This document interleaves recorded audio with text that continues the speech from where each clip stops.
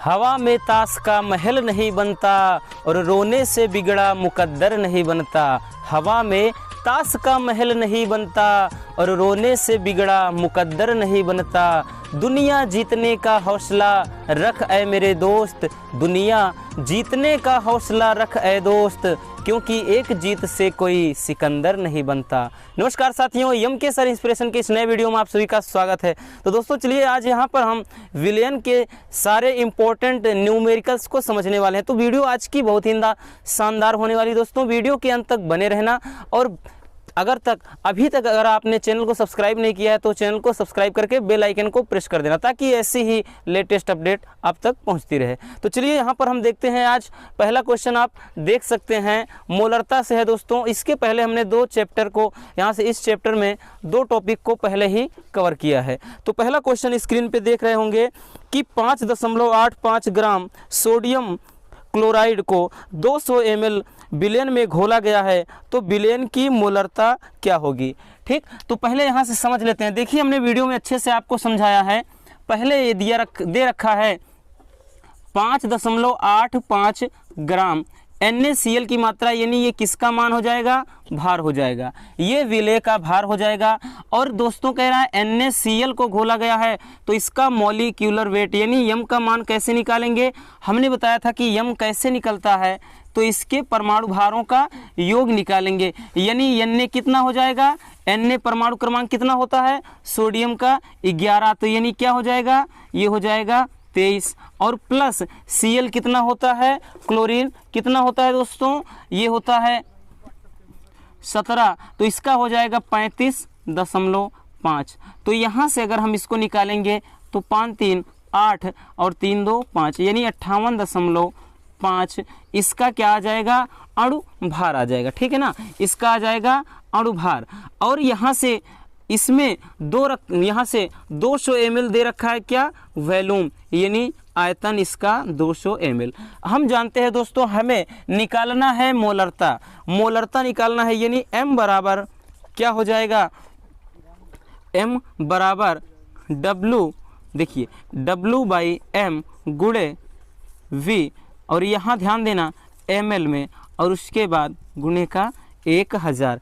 इस तरह से दोस्तों हम मोलरता निकालेंगे, यानी m बराबर क्या हो जाएगा, W यानी भार कितना दे रखा है, 5.85 ग्राम, सॉरी यहाँ 1000 होता है, और यहाँ से m का वैल्यू कितना दे रखा है, 58.5, और उसके बाद वॉल्यूम यानी आयतन कितना रखा है, 200 ml, और उसके बाद यहाँ गुणे का 1000। ठीक, अगर आप इसको काटेंगे दोस्तों तो ये 0.1 हो जाएगा, 0.1 हो जाएगा, और यहाँ से इसको काटेंगे 2 पंजे 10, यानी 5 बार जाएगा।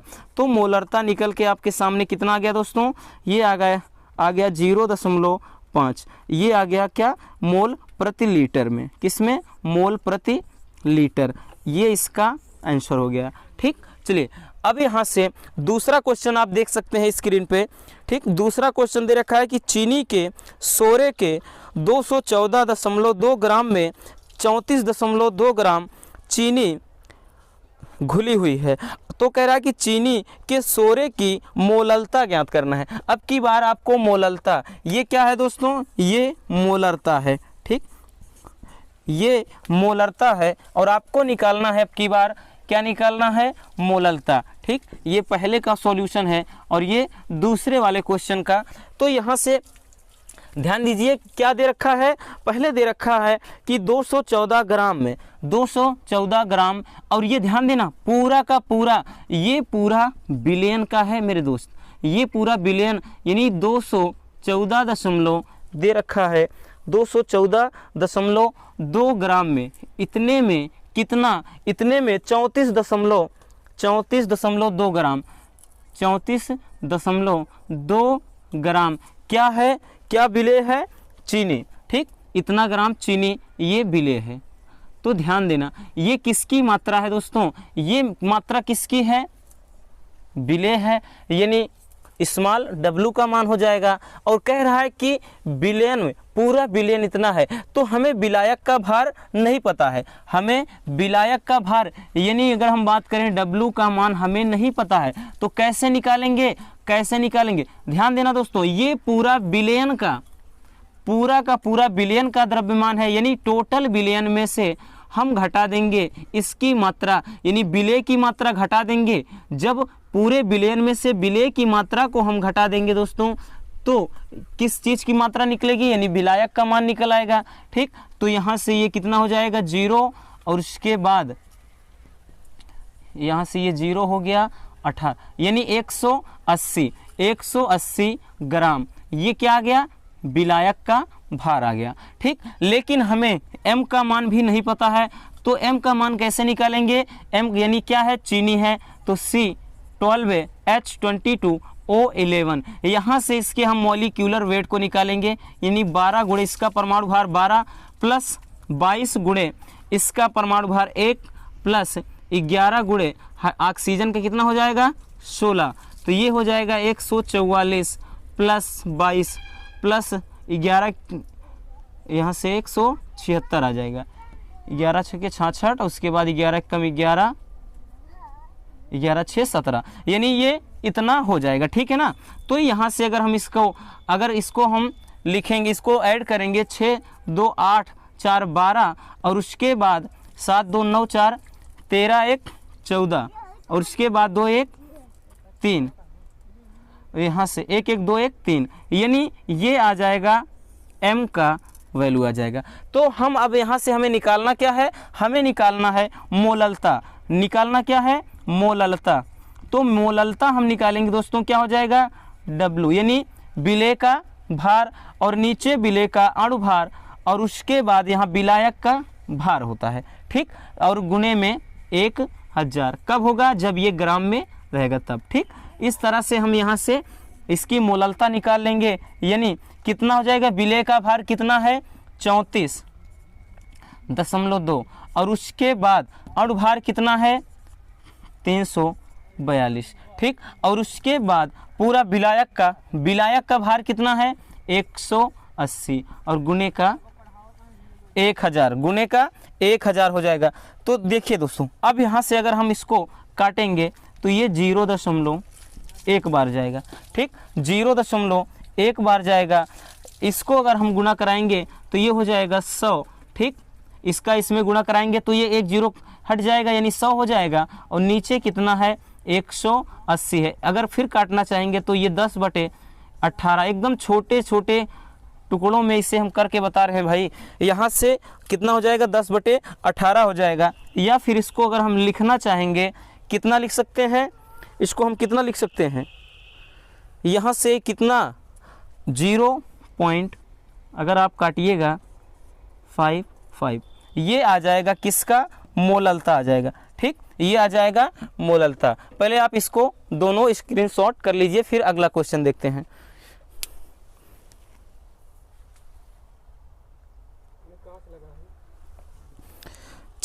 चलिए यहाँ से अगला क्वेश्चन देखते हैं। अगला क्वेश्चन दोस्तों यहाँ पर परसेंटेज पर है, यानी जब परसेंटेज में दिया रहे तब हम कैसे सॉल्व कर सकते हैं।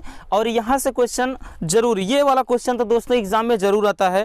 क्वेश्चन आप स्क्रीन पे देख रहे होंगे कि भारानुसार 20% पोटेशियम कार्बोनेट विलयन की मोललता की गणना कीजिए। ध्यान देना, ये जो परसेंटेज वाला क्वेश्चन है एग्जाम में लगभग हर साल पूछा जाता है, इसलिए इस क्वेश्चन को हमने उठा लिया है ताकि आपको एग्जाम में कोई भी समस्या ना हो। कह रहा है कि भारानुसार 20% पोटेशियम कार्बोनेट है, यानी तीसरा क्वेश्चन है 20% क्या कह रहा है, पोटेशियम कार्बोनेट यानी K2CO3 है। ठीक, तो इसका मतलब क्या कह रहा है, इस देखो आपको पता है कि दुनिया में सारी चीजें अपने आप में 100% होती हैं। ये मार्कर अपने आप में 100% है, हम अपने आप में 100% हैं, ये बोर्ड भी अपने आप में 100% है, यानी दुनिया की सभी चीजें 100% होती हैं। शुद्ध की बात नहीं कर रहे हैं, शुद्ध तो कोई चीज़ें नहीं है। यहाँ तक कि आज के समय में मेरे दोस्त आदमी की फीलिंग भी 100% शुद्ध नहीं होती है। ठीक है ना, तो यहाँ से शुद्ध चीज़ें ना समझना, हम 100% मानने की बात कर रहे हैं। ठीक, तो K2CO3 20% है, इसका मतलब मेरे भाई यहाँ K2CO3 की जो मात्रा है यानी 20% यानी 20 ग्राम है।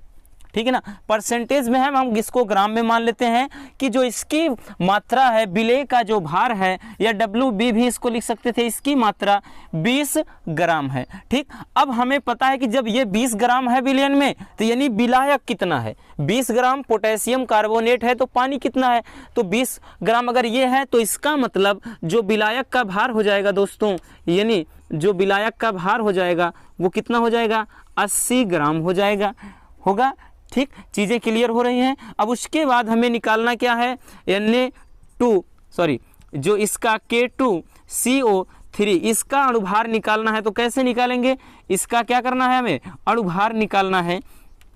तो क्या हो जाएगा दोस्तों, 2 और पोटेशियम कितना होता है, पोटेशियम 19, तो 19 दूना 38, यानी इसका 39 हो जाता है, और प्लस कार्बन 12 हो जाएगा, और 3 और ऑक्सीजन कितना 16 हो जाएगा। तो कितना हो जाएगा दोस्तों, ये हो जाएगा 3 9 27, और उसके बाद 3 दून क्या कर रहे हैं भाई, ये क्या हो जाएगा, 2 9 18 हो जाएगा, और 2 3 6 1 7, यानी 78 हो जाएगा। कितना हो जाएगा, 78, और प्लस ये 12 और प्लस ये 48। तो इसको अगर हम ऐड करेंगे, इसको ऐड करेंगे तो यहाँ से कितने हो जाए, 8 8 16, 2 18 के 8 हो जाएगा, और 4 1 5 7 5 12, यानी कितना 138। ये कितना आ गया, m का वैल्यू आ गया। अब हमें निकालना क्या है, अब चीज़ें एकदम से आसान हो गई, सरल हो गई। अब हमें निकालना क्या है, मोललता। ठीक, क्या निकालना है, मोलल्टी हमें निकालना है दोस्तों, इसका क्या निकालना है, मोलल्टी। तो यहाँ से क्या हो जाएगा, भार बटे अणुभार और विलायक का भार और गुणे का 1000, इस पे निकालेंगे आप। ठीक, इस पे जब निकालेंगे तो क्या हो जाएगा, विलेय का भार 20 ग्राम, और उसके बाद नीचे अणुभार कितना है, 138 है, और उसके बाद फिर यहाँ से विलायक का भार कितना है, 80 है। ठीक, और उसके बाद क्या हो जाएगा, इसमें गुणे का 1000, यही आपको अब हल कर देना है, यही हल कर देना है। तो ये हो जाएगा 20 चौके 80, इसको काटेंगे 4 25 में कितने हो जाएंगे, 100, यानी ये 250 हो जाएगा। ठीक, अब उसके बाद यहाँ बचा क्या, 250 बटे 138। जब इसको काटेंगे दोस्तों तो ये 2 बार में ज़्यादा हो जाएगा, यानी 1 बार में जाएगा। ठीक, 1 बार में जाएगा, और उसके बाद यानी इसको ऐसे ही समझ लीजिए, 130 मान लीजिए, ये 250, तो यहाँ से तो ज़्यादा हो जाएगा, 2 बार में, 1 बार ही जाएगा, और उसके बाद दोबारा यहाँ से 7 बार में नहीं, 8 बार में, 8 बार में जाएगा, 8 बार, यानी 1.8 इसका क्या आ गया, मोलल। ठीक, इतना मोल भी लिख सकते हैं, ठीक है ना, या मोल प्रति केजी भी लिख सकते हैं। ठीक है ना, ये आ गया इसका, यानी मोललता आ गया। ठीक, और अगला क्वेश्चन अब देखते हैं दोस्तों, क्वेश्चन नंबर 4 देखते हैं। और जो क्वेश्चन नंबर 4 है दोस्तों, वो हमने उठाया है किसमें से, मोल प्रभाज में से। कह रहा है क्वेश्चन, आप स्क्रीन पे देख सकते हैं। क्वेश्चन कह रहा है कि 72 ग्राम जल तथा 92 ग्राम एथिल एल्कोहल के मिश्रण में दोनों का मोल प्रभाज निकालना है। ठीक है ना, क्या करना है, दोनों का मोल प्रभाज निकालना है। तो डोंट वरी, क्या क्या है, 72 ग्राम ये जल है। ठीक, जल की मात्रा 72 ग्राम है, और क्वेश्चन में कह रहा है मेरे दोस्त कि 92 ग्राम एथिल एल्कोहल है, यानी 92 ग्राम क्या है, एथिल एल्कोहल है, एथिल एल्कोहल है। ठीक, एथिल एल्कोहल है। तो यहाँ से करना क्या है, इसमें सबसे पहले हमें पता है कि मोल प्रभाज निकालने के लिए दोनों के मोलों की संख्या निकाल लेंगे। तो हमें पता है कि मान लेते हैं भाई, ये भार दिया है 72 ग्राम, लेकिन अणुभार नहीं पता है।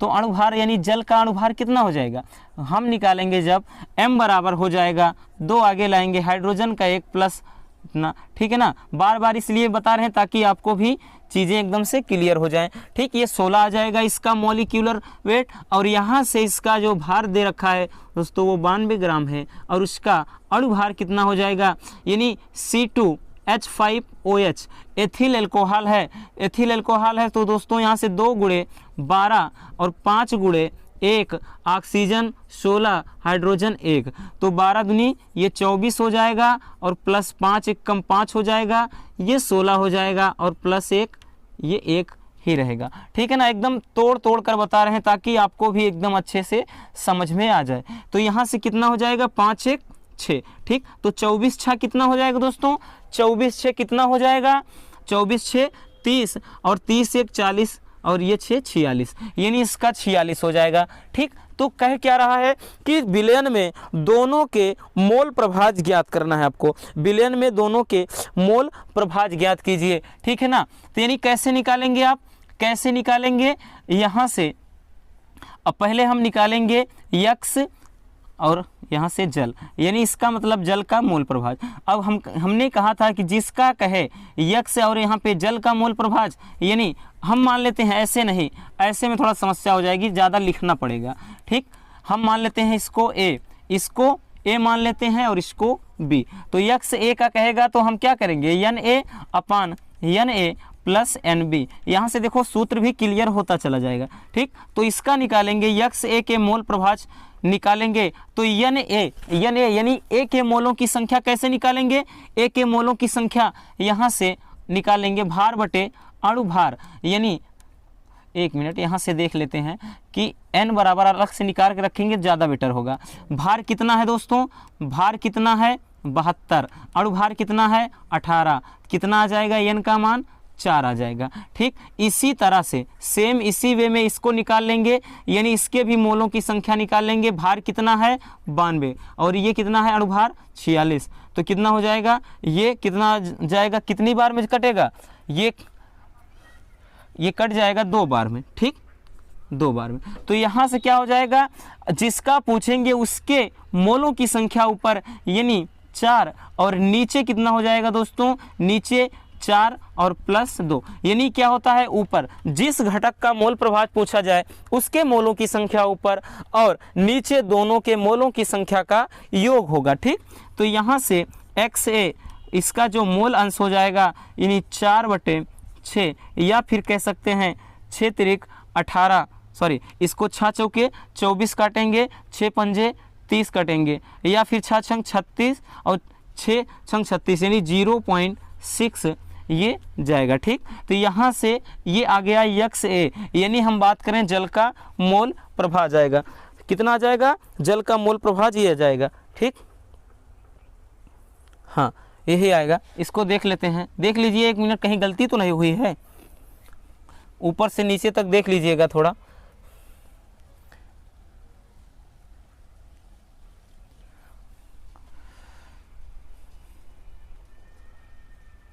एक मिनट इसको कैसे मिटाएं,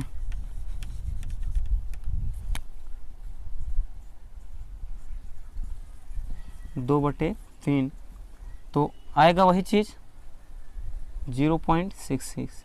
ठीक, ये आएगा किसका, यानी जल का मोल प्रभाज आ जाएगा। ठीक, जल का मोल प्रभाज आ जाएगा। ठीक, अगर इसमें पूछे, इसके निकालने की ज़रूरत ही नहीं है, डायरेक्ट आप देखो निकाल सकते हो, डायरेक्ट भी लिख सकते हो, क्योंकि एक फार्मूला होता है एक्स ए प्लस एक्स बी बराबर 1 होता है, यानी 1 का निकाल लिया तो 1 का 1 में से इतना घटा देंगे, दूसरा पता चल जाएगा, 0.33 ऐसे करके आएगा। ठीक है ना, 0.33, या फिर हम निकाल लेते हैं दोस्तों एक्स बी का भी निकालेंगे, कितना, एक्स बी का भी निकालेंगे, कितना जाएगा, जिसका पूछे उसके मोलों की संख्या यानी 2 ऊपर और नीचे दोनों का योग, नीचे कितना हो जाएगा, दोनों का योग, यानी कितना 4 + 2, तो कितना आ जाएगा 2/6, तो कितना हो जाएगा दोस्तों, ये आ जाएगा, काटेंगे 1/3, 1/3 आ जाएगा एक्स बी का मान, या फिर एक्स बी बराबर हम कितना लिख सकते हैं, 1/3 को कितना लिख सकते हैं 0.33, यानी एक आंसर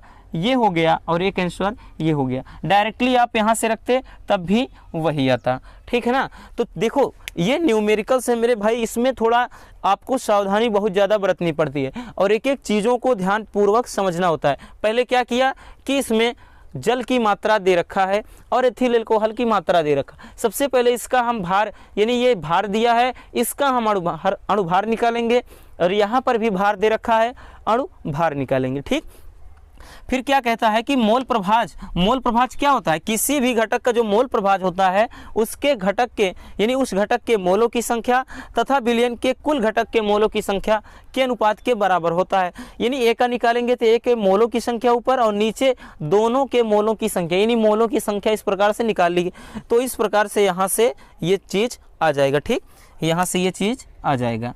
तो यहाँ पे डायरेक्टली थोड़ा उसको चेक करने के लिए इसको दोबारा लिखे, काटने पे नहीं आएगा वही, इसमें भी 6 6 36 यानी 0.66। ठीक, तो यहाँ से इस तरह से यहाँ पे आपने दोनों घटक का मोल प्रभाज निकाल लिया। इसको स्क्रीनशॉट कर लो, उसके बाद नेक्स्ट क्वेश्चन पर चलते हैं।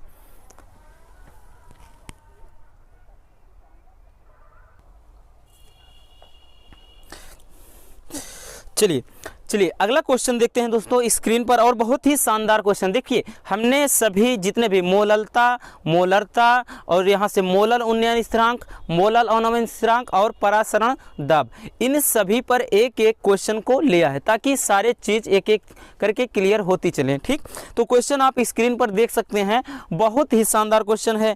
कह रहा है कि 3 ग्राम यूरिया को 100 ग्राम जल में घोलने पर जल के क्वथनांक में उन्नयन की गणना कीजिए। और कह रहा है कि जल के लिए मोलल उन्नयन स्थिरांक का जो मान है 0.52 केल्विन केजी प्रति मोल है। ठीक है ना, यानी क्या पूछ रहा है? कह रहा है 3 ग्राम यूरिया को, ठीक, ये किसका मान हो जाएगा दोस्तों? ये W का मान। 3 ग्राम यूरिया, देखिए मान कैसे पहचानते हैं?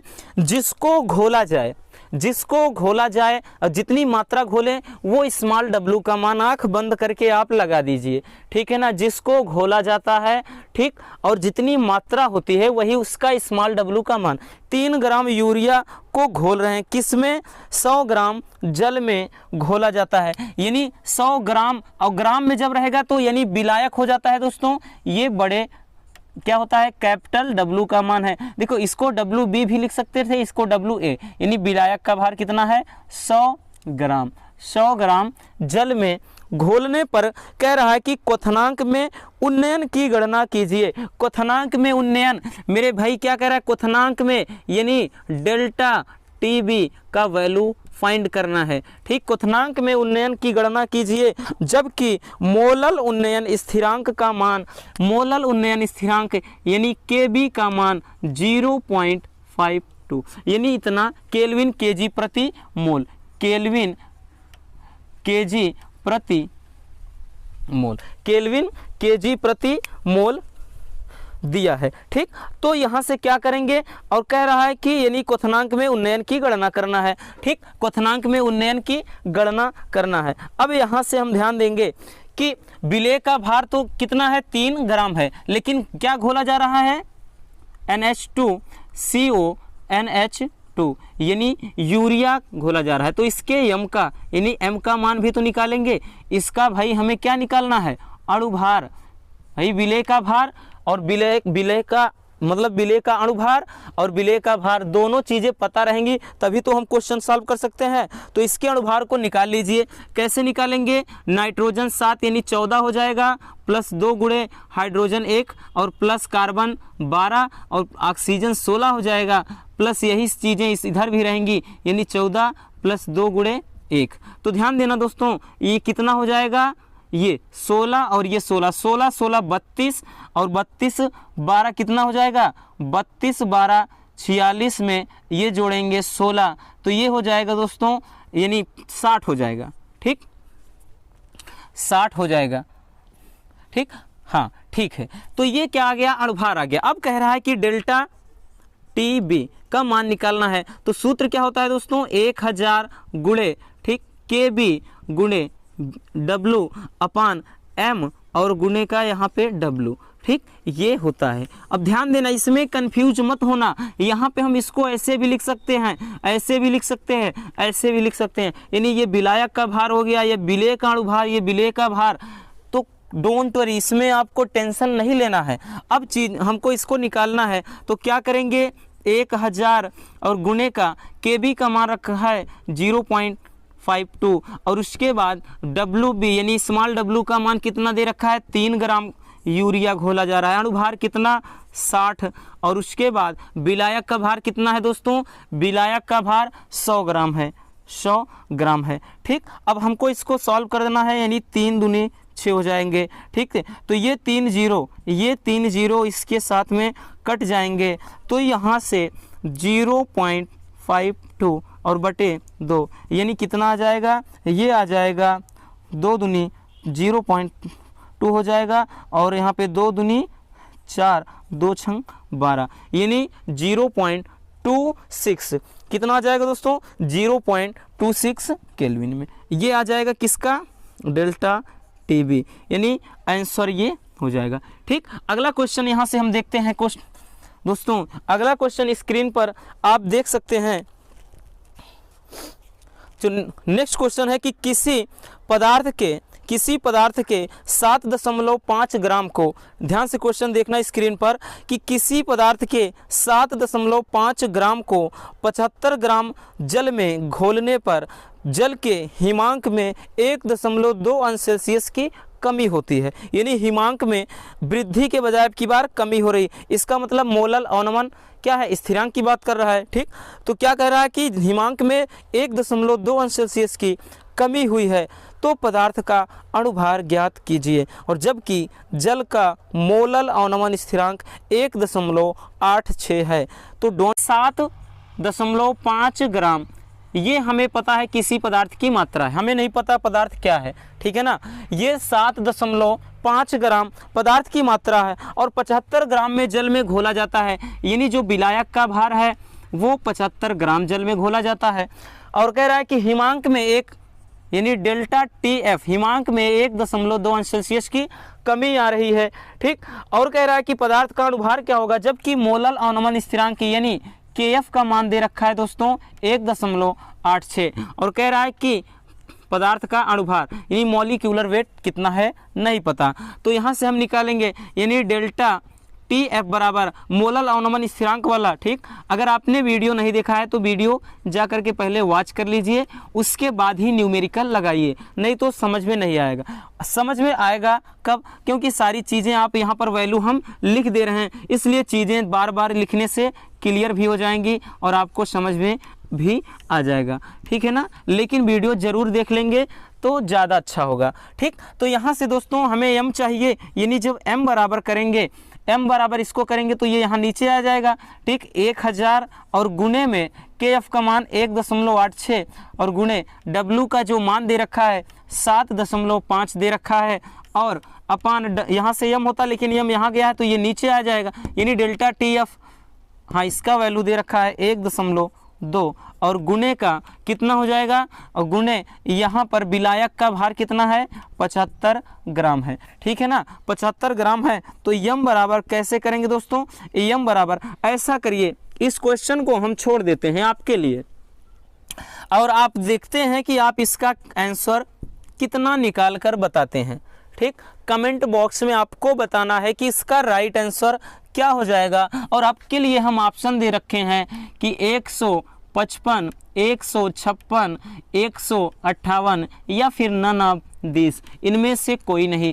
आप इस क्वेश्चन को सॉल्व करके कमेंट बॉक्स में कमेंट जरूर करिएगा कि इसका राइट आंसर क्या हो जाएगा। ठीक, वैसे तो आप देख करके यहाँ से सेकंडों में बता सकते हैं, बट मेरे भाई आपको क्या करना है, कमेंट करना है कि आंसर कौन सा आया है। ठीक, चलिए अगला क्वेश्चन दोस्तों यहाँ से हम देख लेते हैं कि जो अगला क्वेश्चन है कह रहा है और मोस्ट इंपॉर्टेंट परासरण दाब पर है। ठीक, जो 2019 में और 20 में आया हुआ क्वेश्चन है कि 27 अंश सेल्सियस पर डेसीमोलर यूरिया विलयन का परासरण दाब क्या होगा। बहुत ही शानदार क्वेश्चन है।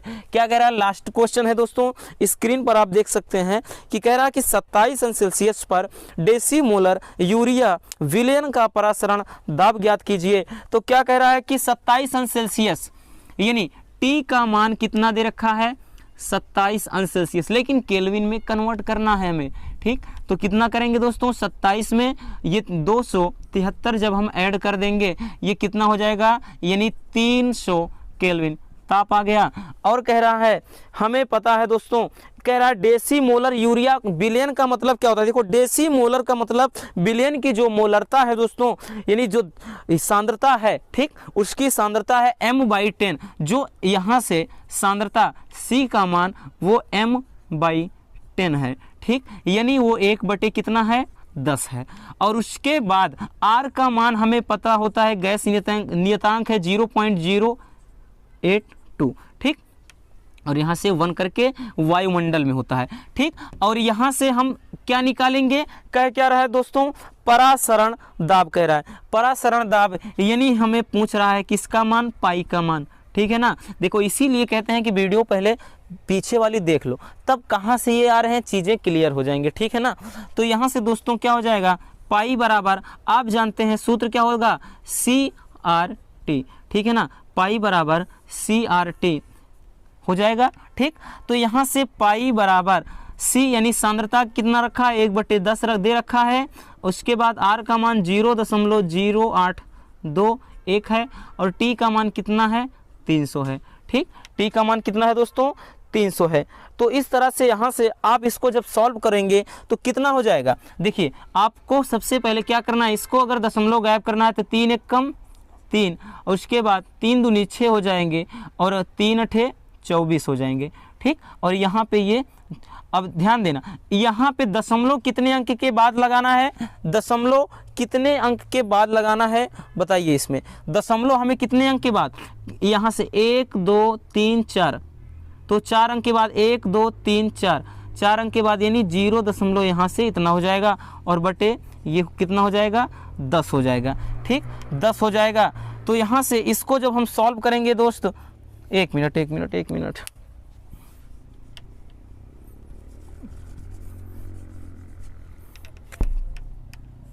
जो पाई का वैल्यू आ जाएगा, यानी 3 × 1 = 3, 3 दूनी 6 और उसके बाद 3 × 8 = 24 और बटे में 10 है, तो ये कट के आ जाएगा 2.4 इसका परासरण दाब आ जाएगा, ठीक है ना। इतना वायुमंडल इसका परासरण दाब आ जाएगा,